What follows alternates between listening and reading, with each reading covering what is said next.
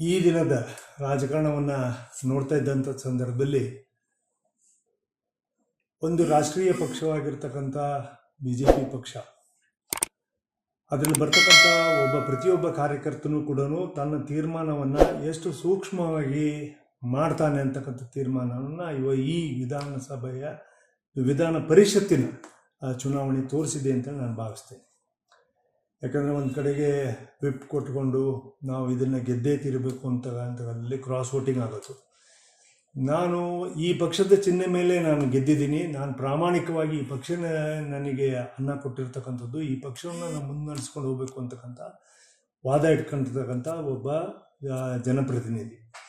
ಇದರ ಮಧ್ಯದಲ್ಲಿ ಇವತ್ತು ರಾಜಕಾರಣ ಅಂದರೆ ಇವತ್ತು ಬಿಸ್ನೆಸ್ ಅನ್ನೋ ಮಟ್ಟಕ್ಕೆ ಆಗಿರ್ತಕ್ಕಂಥದ್ದು ಅಕ್ಷಮ್ಯ ಅಪರಾಧಗಳು. ಇದನ್ನು ಹ್ಯಾಂಡಲ್ ಮಾಡಿರ್ತಕ್ಕಂಥವ್ರಿಗೆ ನಾನಿವತ್ತು ಪ್ರಶ್ನಿಸಬೇಕಾಗತ್ತೆ ಮತ್ತು ಇದನ್ನು ಅವರು ಉತ್ತರಿಸಬೇಕಾಗತ್ತೆ. ಯಾಕಂದರೆ it is a number game.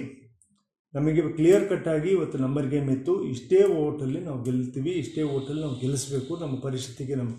ಅದೇ ರೀತಿಯಲ್ಲಿ NDA ಮಿತ್ರಪಕ್ಷವಾಗಿರ್ತಕ್ಕಂಥ JDSನ ಅಭ್ಯರ್ಥಿಯನ್ನು ಕೂಡ ನಾವು ಗೆಲ್ಸ್ಕೊಂಡು ಹೋಗ್ತಕ್ಕಂಥದ್ದು ನಮ್ಮ ಕರ್ತವ್ಯ ಆಗಿತ್ತು. ಒಂದು ವೇಳೆ ನಮಗೇನಾದ್ರು ಹೆಚ್ಚು ಕಮ್ಮಿ ಆಗಿದ್ರು ಕೂಡ ನಾವು ಟೋಟಲ್ ಫೈಟಲ್ಲಿ ಪ್ರಿಫರೆನ್ಷಿಯಲ್ ವೋಟಲ್ಲಾದರೂ ನಾವು ಬರ್ತಕ್ಕಂಥದ್ದಕ್ಕೆ ನಮಗೆ ಎಲ್ಲದಕ್ಕೂ ಕೂಡ ಅವಕಾಶಗಳಿತ್ತು.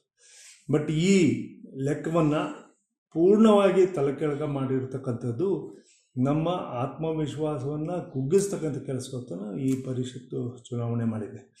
ನನ್ನ ವಿನಂತಿ, ನಮ್ಮ ವರಿಷ್ಠರಲ್ಲಿ ನಾನು ವಿನಂತಿ ಮಾಡ್ಕೊಳ್ತೀನಿ, ಕರ್ನಾಟಕ ರಾಜ್ಯ ಇವತ್ತು ಪೂರ್ಣ ಪ್ರಮಾಣದಲ್ಲಿ ಕಾಂಗ್ರೆಸ್ಸಿನ ದುರಾಡಳಿತದಿಂದ, ಕಾಂಗ್ರೆಸ್ಸಿನ ಭ್ರಷ್ಟಾಚಾರದಿಂದ ರಾಜ್ಯದ ಆರ್ಥಿಕ ಪರಿಸ್ಥಿತಿಯಿಂದ ನಲುಗಿದೆ. ಇವತ್ತು ನಾವು ಕರೆಕ್ಟಾಗಿ ಒಂದು ಡಿಸಿಷನ್ಸ್ನ BJP ಪಕ್ಷ ಇವತ್ತು ತಗೊಂಡ್ರೆ ನಾವು 2028ಕ್ಕೆ ನಡೀತಕ್ಕಂಥ ಚುನಾವಣೆಗೆ ಪೂರ್ಣ ಪ್ರಮಾಣದಲ್ಲಿ ನಾವು ಅಧಿಕಾರಕ್ಕೆ 140-150ವರೆಗೂ ನಾವು ಟಚ್ ಮಾಡೋದಕ್ಕೆ ಸಾಧ್ಯ ಆಗುತ್ತೆ.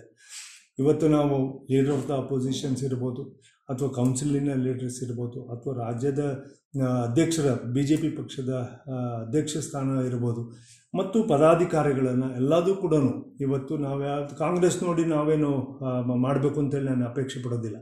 ಆದರೆ BJP ಇವತ್ತು ಏನು ತನ್ನ ಯಶಸ್ಸಿನ ಹಾದಿಯನ್ನು ವೆಸ್ಟ್ ಬೆಂಗಾಲ್ ತೋರಿಸಿದೆ, ಅಸ್ಸಾಮಲ್ಲಿ ತೋರಿಸಿದೆ, ಬಿಹಾರಲ್ಲಿ ಸಮ್ಮಿಶ್ರ ಸರ್ಕಾರಗಳನ್ನ ಜೊತೆಗೂಡಿಸ್ಕೊಂಡು ಮಾಡಿದೆ, ಉತ್ತರ ಪ್ರದೇಶದಲ್ಲಿ ಇದು ಏನು ಮಾಡಿದೆ, ಮತ್ತು ಇವತ್ತು ನಾನಾ ರೀತಿಯಲ್ಲಿ ಇವತ್ತು ಕೇಂದ್ರದ ಸರ್ಕಾರವನ್ನು ಬೆಂಬಲಿಸ್ತಕ್ಕಂಥ ಎಲ್ಲ ನಮ್ಮ ಲೋಕಸಭಾ ಸದಸ್ಯರುಗಳು ಇವತ್ತು ನಮ್ಮ ಪ್ರಧಾನಮಂತ್ರಿಗಳ ವಾದವನ್ನು ಮುಂದಿಟ್ಕೊಂಡು, ದೇಶವನ್ನು ಮುಂದಿಟ್ಕೊಂಡು ಇದು ಮಾಡಿರ್ತಕ್ಕಂಥದ್ದನ್ನು ನಾವು ಕರ್ನಾಟಕದಲ್ಲೂ ಸ್ಥಾಪನೆ ಮಾಡಬೇಕು ಅನ್ನೋದಾದರೆ, ಒಂದು ನನ್ನ ರಿಕ್ವೆಸ್ಟು, ಯಾರ್ಯಾರು ಪಕ್ಷದಿಂದ ಹೊರಗಡೆ ಇದ್ದಾರೆ, ಅದರಲ್ಲೂ ವಿಶೇಷವಾಗಿ ಇವತ್ತು ಪ್ರಾಮಾಣಿಕತೆಯನ್ನು ಮತ್ತು ಪಕ್ಷನಿಷ್ಠೆಯನ್ನು ತೋರಿಸಿರ್ತಕ್ಕಂಥ ಯತ್ನಾಳ್ ಅವ್ರನ್ನ ತಗೊಬರ್ಬೇಕು ವಾಪಸ್ ಒಂದು.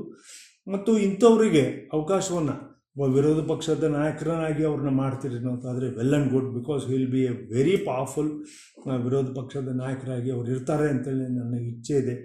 ನಮ್ಮ ಇಚ್ಛೆನೂ ಕೂಡ ಇದೆ. ಕರ್ನಾಟಕ ಇವತ್ತು ಬಯಸ್ತಾ ಇದೆ ಒಬ್ಬ ಏಬಲ್ ಇವರು ಇರಬೇಕು ಅಂತೇಳಿ.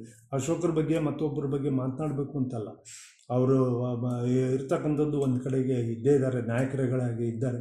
ಆದರೆ ಇವತ್ತು ಯತ್ನಾಳ್ ಅವರು ಕೊಟ್ಟಿರ್ತಕ್ಕಂಥ ಪಕ್ಷನಿಷ್ಠೆ ಏನಿದೆ ಅದನ್ನು ಇದು ಮಾಡಬೇಕು. ಮತ್ತು ಅಲ್ಪ ಸ್ವಲ್ಪ ತಪ್ಪಾಗಿರ್ತಕ್ಕಂಥದ್ದಕ್ಕೆ ಅದಕ್ಕೆ ಒಂದು ಕ್ಷಮಾದಾನದ ಥರ ನಾವು ಇಂಥವ್ರು ಕಾರ್ಯಕರ್ತರೇ ಬೇಕು ಅನ್ನೋದನ್ನು ಅದನ್ನು ದೊಡ್ಡತನದಿಂದ ನೋಡಿದರೆ ಭಾಳ ಉತ್ತಮ ಆಗುತ್ತೆ ಅಂತೇಳಿ ನನ್ನ ಅನಿಸಿಕೆ. ಮತ್ತು ಈ ವ್ಯಾಪಾರವನ್ನು, ಈ ಅಡ್ಜಸ್ಟ್ಮೆಂಟ್ ರಾಜಕಾರಣವನ್ನು ಇವತ್ತು ಮಾಡಿಬಿಟ್ಟು ನಮ್ಮ ಪರಿಷತ್ನಲ್ಲಿ ಈ ಥರದ ಮುಖಭಂಗವನ್ನು ಮಾಡ್ಕೊಂಡಿದ್ದಾರೆ.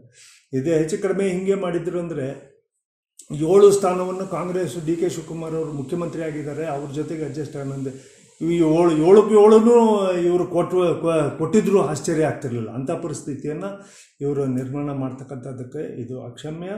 ಇದು ಪಕ್ಷ ವಿರೋಧ ಚಟುವಟಿಕೆಗಳಾಗ್ತವೆ ಯಾರೇ ಕ್ರಾಸ್ ವೋಟ್ ಮಾಡಿದ್ರು. ಮತ್ತು ಇದನ್ನು ಹ್ಯಾಂಡಲ್ ಮಾಡಿರ್ತಕ್ಕಂಥ ಇದನ್ನು ಒಂದು ಆತ್ಮಾವಲೋಕನೂ ಮಾಡಬೇಕಾಗುತ್ತೆ, ಮತ್ತು ಇದಕ್ಕೆ ಒಂದು ತನಿಖೆನೂ ಕೂಡ ಆಗಬೇಕಾಗುತ್ತೆ. ಯಾವ ರೀತಿಯಾಗಿ ಈ ಒಂದು ಆಂತರಿಕವಾಗಿರ್ತಕ್ಕಂಥ ನಮ್ಮ ತನಿಖೆ, ಪಕ್ಷದೊಳಗಿನ ತನಿಖೆ ಆಗಬೇಕಾಗುತ್ತೆ. ಹೇಗೆ ಇದು ಡಿರೇಲ್ ಆಗಿದೆ ಅನ್ನೋದನ್ನು ಕೂಡ ಎಕ್ಸ್ಪ್ಲನೇಷನ್ ಕೊಡಬೇಕು ಅಂತ